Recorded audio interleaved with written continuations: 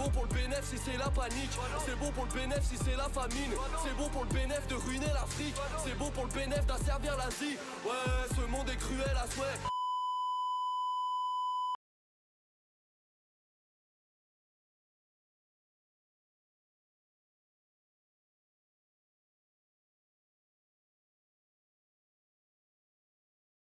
Et bonjour tout le monde, bienvenue dans ce nouvel épisode de l'actualité économique, c'est de la merde, troisième épisode consacré à la question du pétrole, le pétrole qui a impacté notre actualité très récemment, notamment avec le conflit dans les raffineries en France, mais aussi avec la triste rémunération de monsieur Patrick qui est aujourd'hui notre pote, mais aussi le scandale qui frappe la ministre de la Transition énergétique Agnès Lasserre, bien sûr, Agnès qui est censée œuvrer pour la transition énergétique en étant affiliée à un grand groupe pétrolier, bien évidemment. Mais on a aussi une autre actualité qui est le fait que l'OPEP a décidé que la fête était finie et que les Occidentaux allaient devoir payer. Toutes ces actualités semblent un peu loin, un peu étirées dans tous les sens. L'objectif de cette vidéo, ça va être de vous présenter comment fonctionne le marché du pétrole, pourquoi il est particulier et pourquoi derrière il y a des enjeux géopolitiques, voire géostratégiques, extrêmement importants. Et à la fin, on va peut-être essayer de comprendre ce qu'on pourrait faire de cette ressource extrêmement particulière. Donc, on va d'abord expliquer comment fonctionne le marché du pétrole, ou même les marchés du pétrole. On a dans un premier temps ce qu'on va appeler un marché de gré à gré, c'est-à-dire que c'est un marché où se rencontrent directement l'offre et la demande, comme tout bien en général, comme tout produit. Sauf que ici, l'offre, ce sont les compagnies qui vont extraire le pétrole de la terre, et la demande, ce sont les personnes, enfin plutôt les entreprises, qui vont raffiner le pétrole, donc qui vont transformer le pétrole brut en matériaux qui vont être réutilisés derrière, comme en combustible ou comme l'essence par exemple. Donc, alors sans trop rentrer dans le détail, en plus de ce marché de gré à gré, donc où s'échangent des barils physiques, vous avez un marché financier où s'échangent concrètement, on va dire, des papiers qui reflètent des titres de propriété sur des barils. Donc là, ici, vous n'avez pas d'échange physique, c'est un marché financier donc, virtuel, si vous voulez.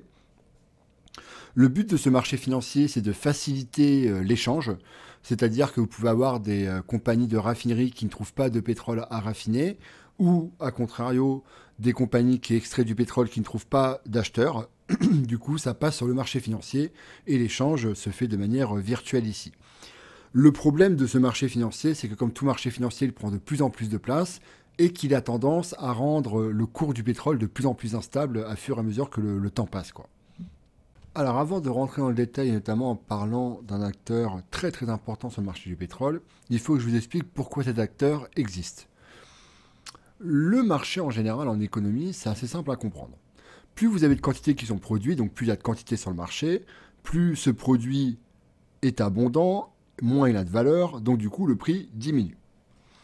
A contrario, moins vous produisez un produit, moins il y a de ce produit sur le marché, donc plus ce produit est rare, et donc plus les prix augmentent. Et en fait, il y a une notion très importante en économie pour analyser comment, disons que la demande va se comporter vis-à-vis de l'augmentation ou de la diminution du prix, c'est ce qu'on appelle l'élasticité prix de la demande. C'est une notion qui sert à mesurer de combien la demande augmente ou diminue en fonction d'une augmentation ou une diminution du prix. Par exemple, ça me permet de mesurer le fait que si le prix augmente de 2%, la demande va augmenter ou diminuer de 3%. Alors généralement, donc, comme je l'ai dit, la demande diminue avec le prix, bien. C'est assez logique, vous le voyez vous-même quand vous faites vos courses. Et en fait, ce qui se passe pour le pétrole, c'est que on a une demande que l'on qualifie d'inélastique. C'est-à-dire que c'est une demande qui varie très très peu en fonction des variations du prix du pétrole. Une des raisons à cela, c'est que le pétrole est un bien, disons, de nécessité, de première nécessité même pour les consommateurs, donc pour la demande dans une économie. En effet, il faut regarder actuellement autour de vous, vous avez besoin du pétrole. Et c'est d'ailleurs pour ça que la grève des raffineries a autant d'impact dans le quotidien des gens. C'est-à-dire que si les raffineries sont bloquées, ça bloque du coup l'approvisionnement des pompes à essence. Donc vous ne pouvez plus prendre la tuture, vous ne pouvez plus faire vroom vroom pour aller au travail, mais ça va bloquer aussi du coup le transport routier, qui est quelque chose de très important dans les économies développées pour faire transitionner les marchandises, ça va bloquer aussi toutes les productions des entreprises. Parce que les entreprises, elles ont besoin de matériaux pour produire. Les entreprises, elles ont besoin aussi du pétrole directement pour produire, etc., etc. Donc ça veut dire que le pétrole, si vous voulez, tous les agents économiques l'utilisent. Et donc c'est un bien de première nécessité. Ce qui veut dire que dans leur comportement de demande, donc quand ils vont vouloir acheter du pétrole ou acheter des produits qui nécessitent du pétrole, eh bien, les consommateurs ou l'ensemble de la demande, elle est finalement très peu sensible à une variation du prix.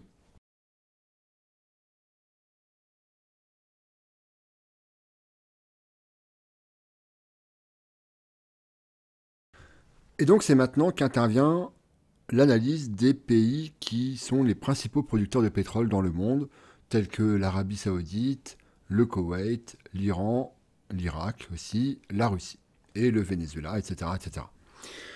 Qu'est-ce qui se passe pour un pays producteur de pétrole face à une demande inélastique? Dans un système capitaliste de marché, donc dans lequel on vit, normalement, du coup, plus vous produisez, plus vous faites de l'argent, parce que plus vous produisez, plus, ok, les prix vont baisser, ce qui veut dire que par unité vendue, ça va vous rapporter moins, mais vu que la demande augmente parce que le prix diminue, alors vous engrangez plus de bénéfices. Face à une demande inélastique, c'est l'inverse. Plus vous produisez, donc plus il y a de quantité sur le marché, plus le prix diminue, sauf que la demande, elle, ne va pas forcément augmenter. Parce que la demande est inélastique au prix. Ce qui veut dire que pour les pays producteurs de pétrole, notamment après la période de la décolonisation, ils se sont mis à produire beaucoup de pétrole, sauf que, eh bien, ils ont perdu de l'argent en produisant plus de pétrole. C'est la rhétorique de la dégradation des termes de l'échange, ou, pour reprendre un économiste qui s'appelle Bhagwati, c'est la rhétorique de la croissance appauvrissante. C'est-à-dire, plus je produis en volume, plus je perds de l'argent.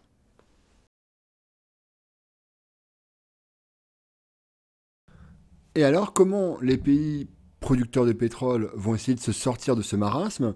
Eh bien, tout simplement, ils vont fonder dans les années 60 l'OPEP, qui est l'organisation des principaux pays exportateurs de pétrole, avec notamment les pays du Moyen-Orient, certains pays d'Afrique et certains pays d'Amérique du Sud qui exportent majoritairement du pétrole.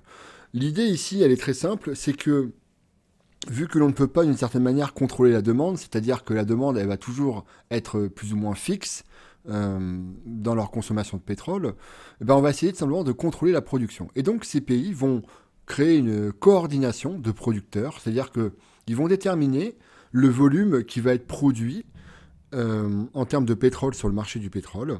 Et du coup comme ça, c'est eux en fait qui vont décider du niveau du prix du pétrole, ou tout du moins le prix sur lequel vont se fixer les autres prix de marché du pétrole, parce que comme on l'a vu, il y a plusieurs marchés du pétrole, mais c'est un peu l'OPEP qui va donner le là, si je puis dire, sur le prix du pétrole dans le monde à partir de ce moment-là. Et en fait, l'OPEP, comment ça marche concrètement? Ça marche comme ce qu'on appelle un cartel, c'est-à-dire que c'est un peu la voix du plus fort. En d'autres termes, c'est la voix du pays qui produit ou qui est en capacité de produire le plus de pétrole possible. Et donc, les autres pays dans l'organisation doivent s'aligner obligatoirement. Et le pays le plus important dans l'OPEP, c'est l'Arabie Saoudite. Donc, c'est l'Arabie Saoudite qui, d'une certaine manière, a un certain pouvoir dans l'OPEP, parce que c'est le pays qui est le plus capable de produire du pétrole en termes de volume. Donc, c'est eux qui décident quand est-ce qu'on augmente la production, quand est-ce qu'on diminue la production. Et cette organisation, qui initialement n'est que économique, va être un outil géopolitique très important. Notamment en 1973, en réponse à la guerre du Kippour, où en fait les pays occidentaux vont aider Israël dans la guerre d'Israël contre une coalition de pays arabes, eh bien l'OPEP va décider d'un embargo contre les pays occidentaux. Et cet embargo, du coup, va avoir une conséquence très importante, c'est qu'il va augmenter le prix des produits manufacturés dans les pays occidentaux, ces produits manufacturés qui ont besoin de toute façon, d'une manière ou d'une autre, du pétrole pour être produit. Donc ça va créer ce qu'on va appeler un choc pétrolier, qui est un choc inflationniste notamment, et qui va totalement déséquilibrer les économies occidentaux, et notamment entraîner la fin des 30 Glorieuses. En partie, il n'y a pas que ça qui termine les 30 Glorieuses, mais c'est en partie cet événement historique.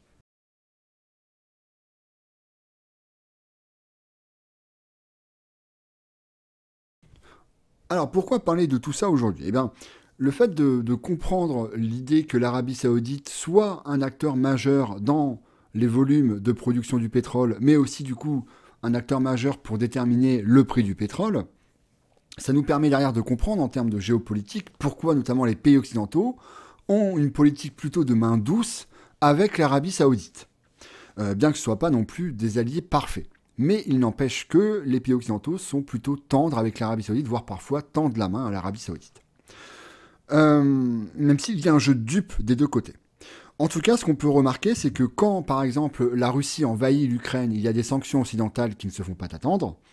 Par contre, quand l'Arabie Saoudite essaye de jouer sa partition géostratégique, notamment on le voit au Yémen avec un conflit qui dure depuis 2014 où l'Arabie Saoudite intervient sur le sol yéménite de manière très violente et les sanctions occidentales n'existent pas ou très peu, voire même c'est le contraire, c'est-à-dire que ce sont les pays occidentaux qui vont aider l'Arabie Saoudite à s'armer pour intervenir dans ce conflit. Et en fait, depuis quelques années, ce n'est plus vraiment l'OPEP qui joue sa partition. Maintenant, on parle même de l'OPEP+, qui est en fait un agrandissement de l'OPEP, et vous allez voir pourquoi c'est intéressant d'en parler aujourd'hui.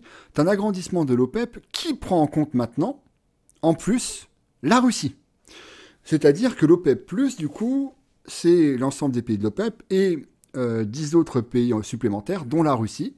Et l'OPEP+, contrôle à eux seuls 40% de la production pétrolière mondiale. Et ce qui s'est passé récemment, c'est que c'est l'OPEP+, qui a décidé de limiter la production pétrolière, ce qui va entraîner, comme vous l'aurez compris maintenant, une augmentation des prix du pétrole à venir. Et donc qui va plonger les économies occidentales qui déjà souffrent et vont souffrir de l'augmentation du prix du gaz, parce qu'on est moins approvisionné par la Russie, et du coup maintenant on risque de souffrir en plus d'une augmentation du prix du pétrole, parce que l'approvisionnement en pétrole va diminuer du fait de la décision de l'OPEP+, de réduire sa production pétrolière. Donc on voit bien ici un peu tout le bordel que crée cette question du pétrole. Le fait que le pétrole soit ni plus ni moins qu'une rente, c'est-à-dire que c'est un bien économique où vous avez juste à vous asseoir dessus et vous gagnez de l'argent à ne plus savoir trop quoi en faire, bah ça pose pas mal de questions. Ça pose des questions du coup, comme on l'a vu, en termes de géopolitique. Ça favorise le désordre géopolitique. Alors j'ai parlé de l'intervention de l'Arabie Saoudite au Yémen, mais bien évidemment, l'intervention des États-Unis en Irak n'est pas non plus à sous-estimer. Donc c'est un problème qui cause des tensions conflictuelles très importantes, régionalement en tout cas, même si on pourrait un peu parler de conflit mondial plus ou moins, mais bon, pour l'instant on reste sur de la tension régionale, espérons que ça s'améliore, mais à mon avis, ça peut surtout s'empirer. Le problème aussi de ce genre de biens donc, qui rapporte beaucoup d'argent, c'est que du coup, l'argent coule à flot, donc l'argent, elle est aussi redistribuée à flot. Donc ça, c'est parfait pour faire de la corruption, bien évidemment. Donc il ne faut pas trop s'étonner qu'effectivement, on ait une ministre de la transition écologique en France, qui ait les mains liées avec, je crois que c'est le deuxième plus grand groupe de raffineries pétrolières au monde. Donc voilà. Autre point aussi, c'est notre ami Patrick. Patoche, le frère, bien sûr. Patoche, son gros revenu, si vous voulez, et le fait que son revenu soit peu partagé, c'est le fait que, tout simplement, il gagne ses thunes en s'asseyant sur sa petite chaise, et puis, Inch'Allah, quoi. Donc voilà. Et en fait, ça, je pense qu'il faut le mettre en parallèle avec l'actualité, notamment très récente, sur la COP27. COP27 qui a atterri un accord qui est un peu bidon, quoi. Enfin, en tout cas, c'est un accord qui ne répond pas du tout aux objectifs pour empêcher la dégradation de l'environnement et la dégradation potentiellement inexorable de l'environnement qui va arriver d'ici quelques années. Et le problème, c'est que pour régler toutes ces questions, je ne suis pas sûr que les États soient à même de le faire, tout simplement parce que ces questions, elles se règlent de manière internationale, et je pense d'autant plus qu'elles doivent se régler de manière internationaliste. C'est-à-dire que je vois très bien la rhétorique arriver de dire « Ah oui, c'est à cause des méchants pays producteurs de pétrole que c'est la merde », mais en fait, non. Non, parce que du coup, ils produisent et ils essayent de développer leur économie avec les moyens qu'ils ont, et les moyens qu'ils ont, c'est être assis sur du pétrole, quoi. Et ils ont beaucoup pâti, ces pays-là, ils ont beaucoup pâti et ils en pâtissent beaucoup encore du fait d'être assis sur du pétrole. Ça, j'en ai pas parlé, mais bien évidemment, vous voyez bien que c'est aussi les pays occidentaux qui, pendant très longtemps, se sont bien amusés, notamment à l'époque des colonies, hein, bien amusés à extraire le pétrole et à se l'offrir pour eux-mêmes. D'ailleurs, le fait que les 30 Glorieuses soient apparues dans l'après-guerre, c'est aussi le fait que l'on ait accès à une ressource pétrolière très peu chère. Ça, c'est pas à nier. Et enfin, donc, moi, je pense que cette question du pétrole demande une réflexion internationaliste et demande aussi une réflexion qui dépasse le système de production actuel. Le système de production actuel ne peut pas se couper de l'approvisionnement en ressources tels que le pétrole et le gaz. Or, on voit que ça crée et que c'est source de conflits majeurs, de conflits humains, donc où il y a quand même plusieurs centaines de milliers de morts, hein, finalement. Et du coup, toute cette question doit être posée, et c'était un peu le but de cette vidéo, de vous montrer un peu un panorama lié à la question pétrolière. En tout cas, j'espère que ça vous a plu. Je suis pas rentré dans le fond, je suis pas rentré trop dans la complexité, mais au moins, je vous ai posé quand même quelques billes qui, selon moi, sont essentielles. Si ça vous a plu, du coup, n'hésitez pas à liker, et surtout à partager. C'est vraiment le partage de vidéos qui fait du bien au stade. Puis bon, c'est toujours cool que entre guillemets, cet apport de connaissances soit partagé, quoi. Et puis, bien évidemment, si vous avez des commentaires, si vous voulez ajouter des précisions, si vous voyez des commentaires, si vous voulez ajouter des précisions, n'hésitez vraiment pas. Je répète, hein, je ne fais que creuser la croûte du dessus, hein, mais il y a vraiment beaucoup de choses à dire sur ce sujet très très vaste. Donc n'hésitez pas. Et prochaine vidéo, mesdames, messieurs, ça va être incroyable. On va parler des retraites. Ça va être beaucoup de plaisir. On va parler de manière un peu Coupe du Monde de football. On va mettre des tacles. Voilà, on va mettre des tacles. Avec le cœur, bien sûr. Et sur ce, bonne journée, bonne soirée. Des bisous si consentis. Des gros checks. Ouais. Et à plus. Je suis sorti de mon terrier, se met la terreur chez les terriens. Ça t'a tout de suite attiré, violence et horreur, je sais que t'aimes bien. J'avance en sous-marin avec les miens depuis tant d'années. Bien loin d'avoir tout donné, va pas trop vite.